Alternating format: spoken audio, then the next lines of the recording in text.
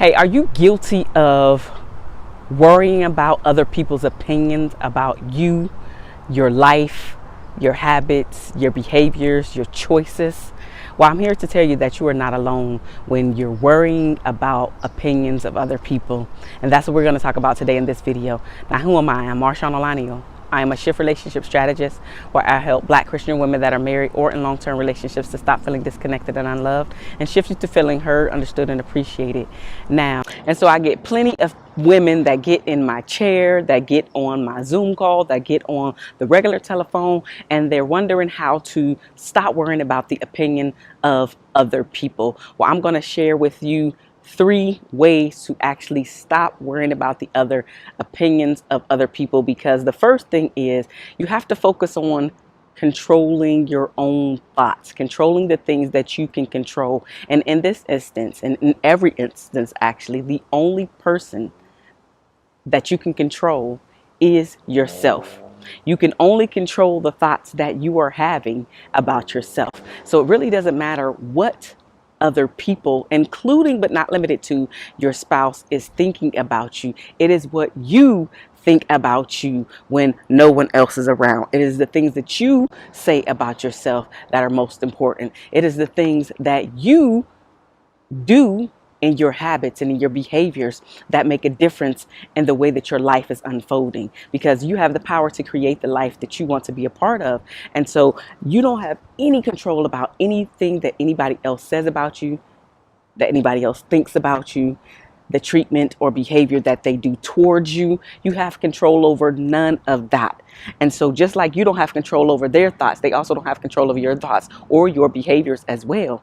And so because of that, you need to really focus on how you think about you and what you think about you, right? And then take actions. If you don't like who you are today, you have the power to start changing your habits and behaviors tomorrow, actually after you watch this video, right? Think about some of the areas that you can work on right now where you can say enough is enough, and then start to walk in the direction of peace, of harmony, of knowing that you are worthy to be loved, to be respected, to be honored by you showing up differently yourself. Because also, here's the thing, it's a waste of time and energy to think about and focus on what others are thinking of you, when you can put your energy and time other places, on figuring out how to break the generational curses and then doing something about that by up leveling yourself, because maybe you're not where you need to be mentally, emotionally, spiritually, financially, even sexually, right? Up leveling yourself by taking classes, taking courses, getting into group coaching programs. I run a group coaching program for Black women specifically. It is called the Love Restoration Club, where I help you to focus on self-love first. But then we also talk about how to implement and change some things around, tweak some things that you are doing wrong in your marriage or in your relationship, so you can get from where you are today to where you actually want your marriage to be tomorrow, which is better, which is more connected, which is more laughter, which is more fun, right? A lot of people don't have fun anymore, but I digress. Let me get back to the topic at hand today. We have to start focusing on our own things that we have control over, and you only have control over yourself. I mean, it's even a false thought to believe that you have control over your children, because you don't even have control over your children. Think about it. When you were younger, your mom, parent, or guardian told you to do a certain thing. You did it because they were the authority figure. You're under their house. But once you became an adult, even if they say it, you might say okay, but at the end of the day, you're still going to choose what you want to do and then do that thing. So we don't have even control over our children. We have no control over nobody, not even the things that come out of their mouth, but yourself. So focus on what you have control over. In this case, your own thoughts, your own habits, your own behaviors, the way that you're showing up, the things that you have control over.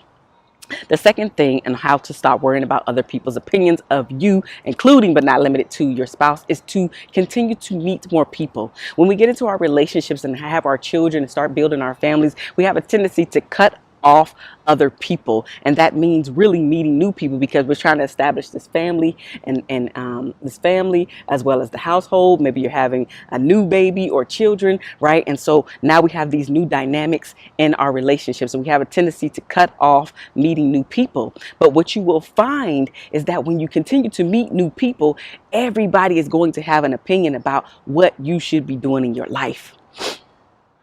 And most of the time, those opinions will not overlap.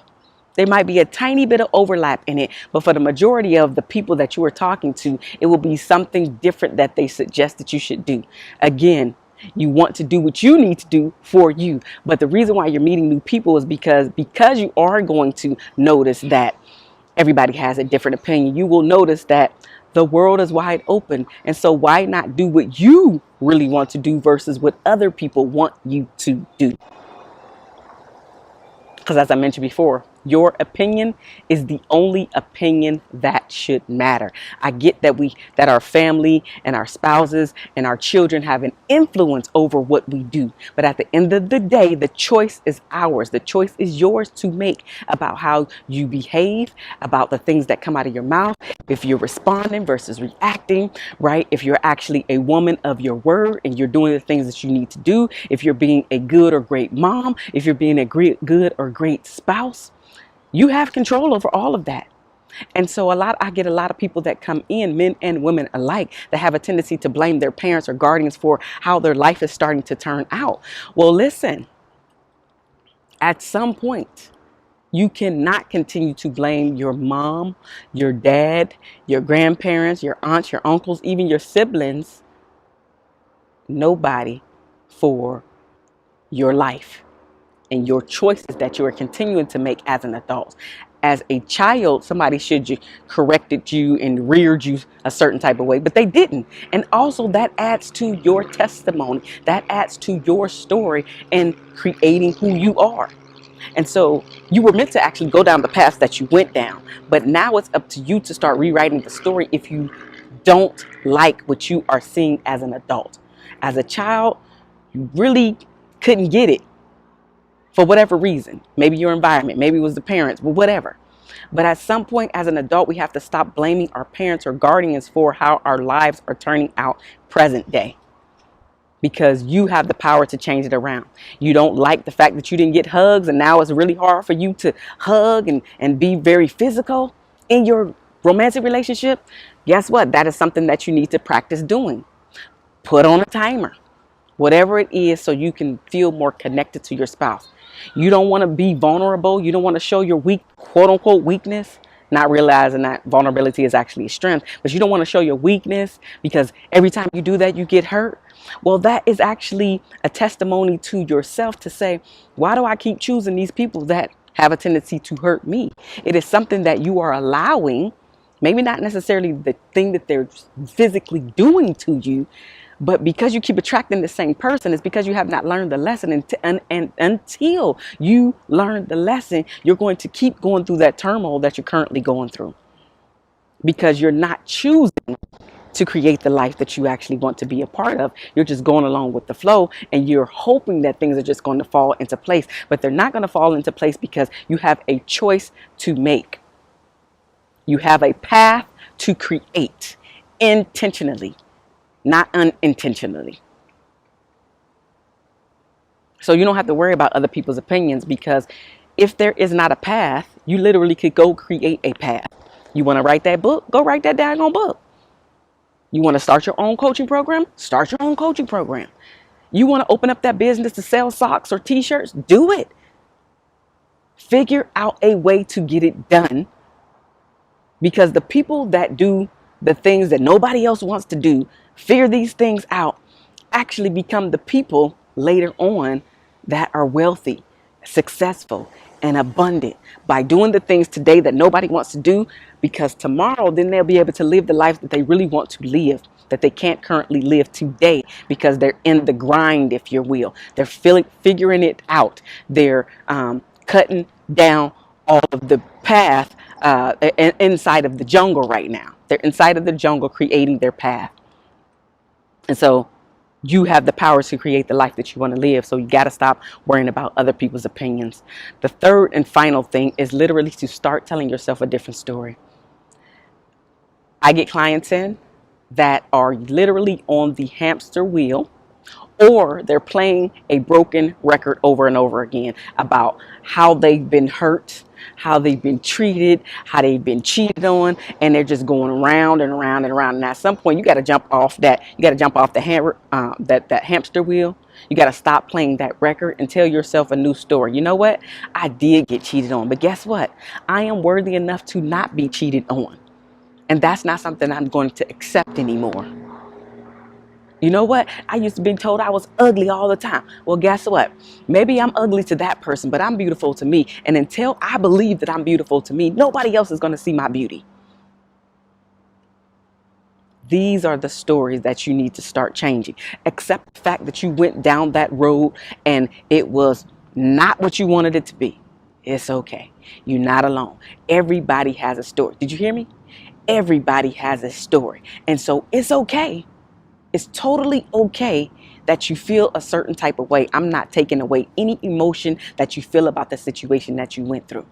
However, I don't want you to stay stuck there, because when you stay stuck there, then you actually are continuously giving and throwing your power away. Take your power back. It's up to you to take that power back. I did get cheated on. I did get molested. But guess what? That molestation is going to help me to help somebody else to not go down that road. I did get cheated on. But now me getting cheated on is going to be able to help somebody else not get cheated on. Because have you ever heard this saying that a lot of things that we go through weren't really for us?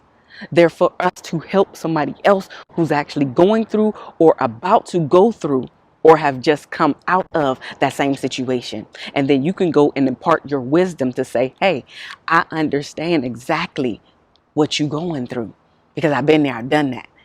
And anytime you talk to somebody that's had the same struggle as you feel more connected, and you also feel like, well, dang it, I'm not alone in this situation. But you gotta be able to open up and speak to more people. This is all about meeting new people, putting yourself out there, being more vulnerable. So you don't have to worry about the opinions of others.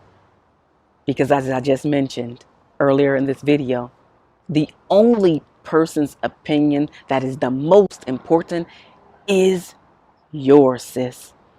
Yours is the most important opinion.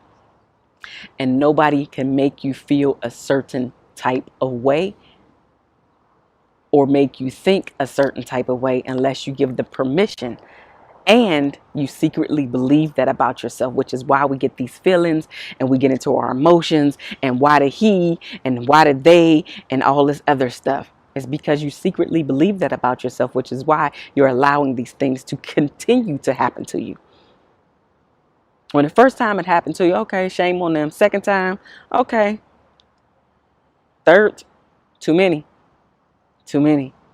You got to wake up at some point. Recognize that the stories you are telling yourself are either helping you or hindering you.